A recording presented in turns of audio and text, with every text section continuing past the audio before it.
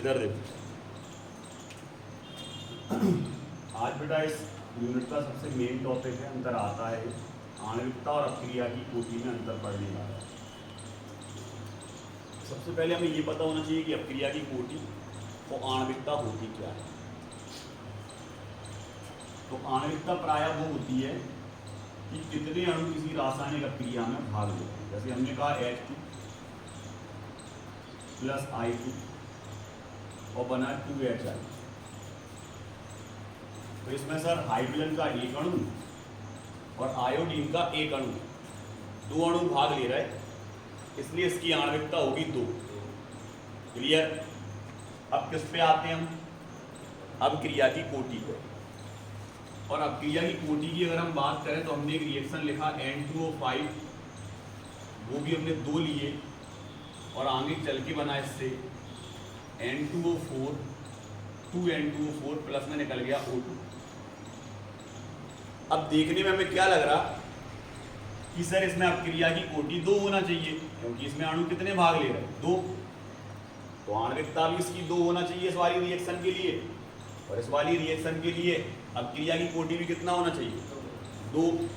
लेकिन हमें पता है कि अपक्रिया की कोटि साधारण रिएक्शन को देख के, किसी भी अपक्रिया को देखकर आप ज्ञात नहीं कर सकते। तो इसके लिए हमें इसकी क्या आना चाहिए, क्रिया विधि। सरल तरीके से हम इसको समझें, सरलतम तरीके से अगर समझें तो पहले हमने N2O5 का एक अणु लिया, और ये जो एक अणु है N2O5 का बेटा, ये सबसे पहले टूटेगा N2O4 और प्लस में निकल जाएगा इससे ऑक्सीजन, नेसेंट अवजात, नवजात, इसको बोलते हैं नवजात ऑक्सीजन, नेसेंट ऑक्सीजन, अकेला एक ऑक्सीजन। अब ये ऑक्सीजन, ये क्रिया मंद होती है।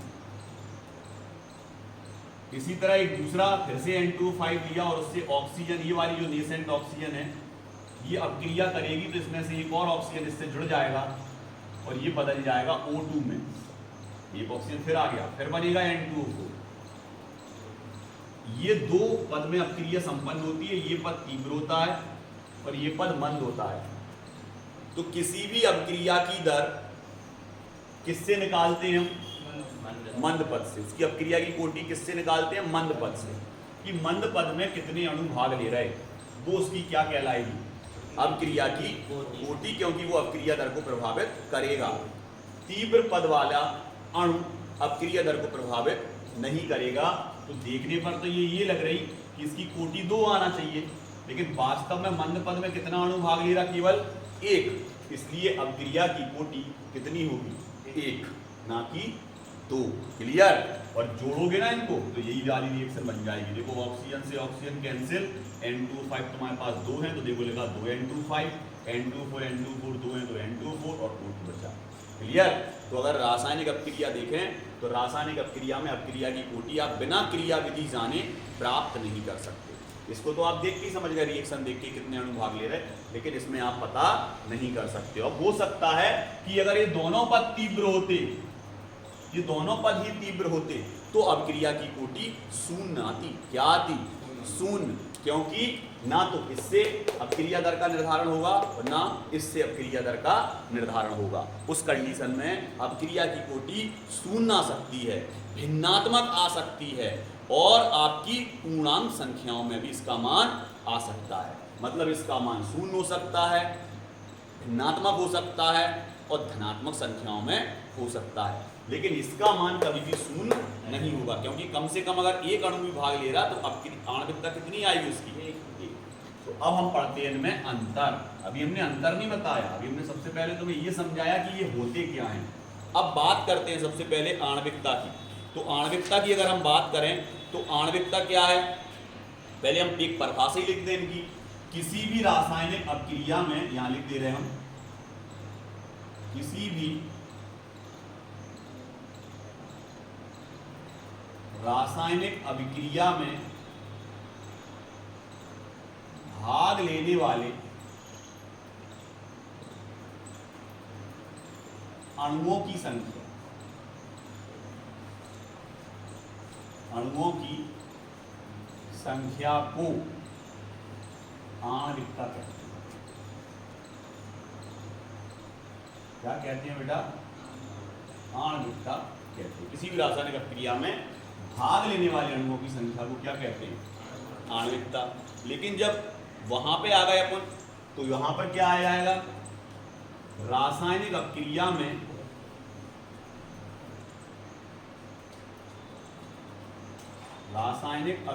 में भाग लेने वाले उन अणुओं की संख्या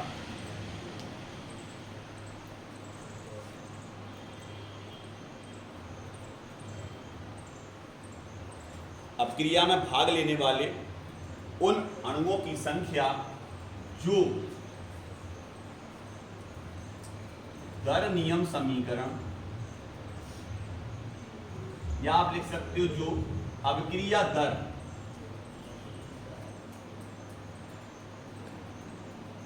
को प्रभावित करें, मतलब जिससे अभिक्रिया दर निकल के आए, वो क्या कहलाएगी? अभिक्रिया की कोटि कहलाती है। रासायनिक अभिक्रिया में भाग लेने वाले उन अणुओं की संख्या जो अभिक्रिया दर को प्रभावित करें, अभिक्रिया की कोटि कहलाएगी। इसमें भाग लेने वाले अणुओं की संख्या आती है।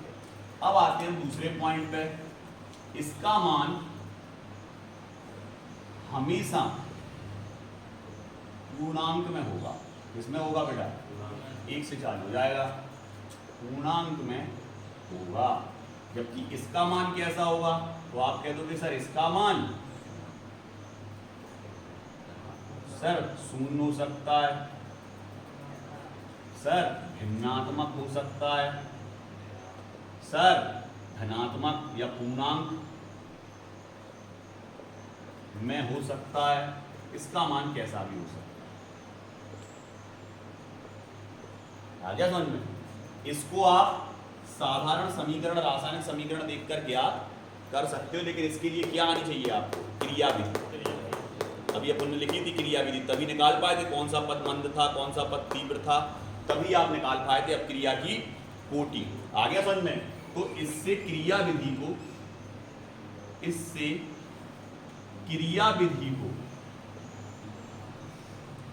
आसानी से समझा जा सकता है, आसानी से समझा जा सकता है। इससे क्रिया विधि को बेटा आसानी से समझा जा सकता है, लेकिन इससे क्रिया विधि को आसानी से नहीं समझा जा सकता। आ गया समझ में? या आप लिख सकते हो इससे अभिक्रिया की क्रिया विधि की कोई जानकारी प्राप्त नहीं होती। इससे अब क्रिया की किसी भी प्रकार की जानकारी प्राप्त नहीं होगी, जबकि उससे हम क्रिया विधि को आसानी से समझ सकते हैं। क्लियर? अगला क्या है? चौथा। तो चौथे में आप लिख सकते यह एक सैद्धांतिक मान है। सही है ना बेटा? यह एक सैद्धांतिक मान है। सिद्धांत क्या कहता है? जितने अणु भाग लें, चाहे मैं 10 ले तो 10 की आणविकता 10 हो गई, 8 अणु भाग ले रहे तो 8 हो गई, 2 अणु भाग ले रहे तो 2 हो गई। सैद्धांतिक मान है, सीधा सिद्धांत पर निर्भर करता है। लेकिन इसका मान सैद्धांतिक नहीं होता, प्रायोगिक है। प्रयोग द्वारा निकालोगे, उसकी पहले क्रिया विधि की जानकारी लोगे, कौन सा पद मंद है, कौन सा पद तीव्र है, तब जाके आप क्रिया की कोटि निकाल पाओगे। तो इसमें जो पॉइंट आएगा, यह एक सैद्धांतिक मान है, जबकि यह एक प्रायोगिक